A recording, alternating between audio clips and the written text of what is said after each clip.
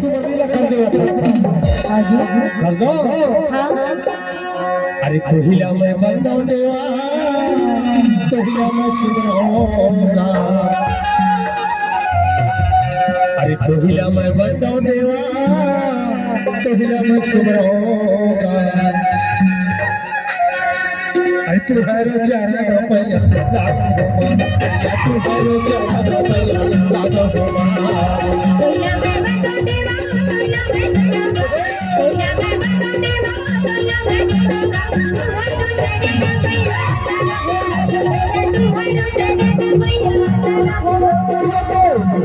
बंदो देवा तुहिला मैं सुवरूंगा।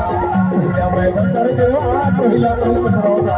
तू हरो चारा न पैया लागो तू हरो चारा न पैया लागो तुहिला मैं बंदो देवा तुहिला मैं सुवरूंगा। तुहिला मैं बंदो देवा तुहिला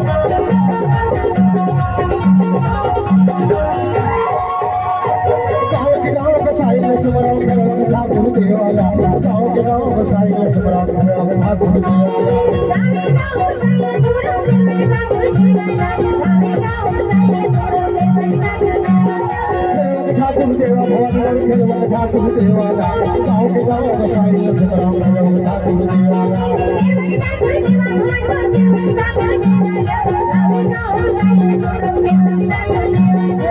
तुहिला मैं बंदो देवा तुहिला मैं सुवरूंगा। तुहिला मैं बंदो देवा तुहिला मैं सुवरूंगा। तू हरो चारा न पैया लागो तू हरो चारा न पैया लागो।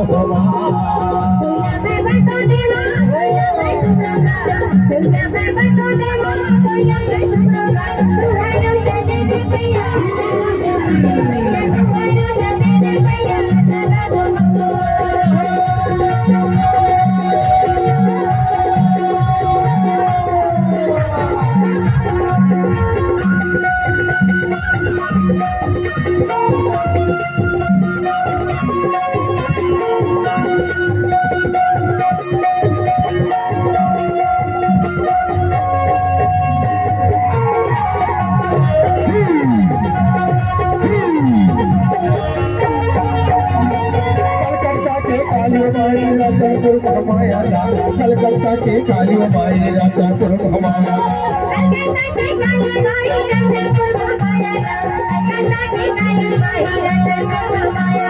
रतनपुर घुमाया ताई रतनपुर घुमाया। कलकत्ता के काली माई रतनपुर घुमाया।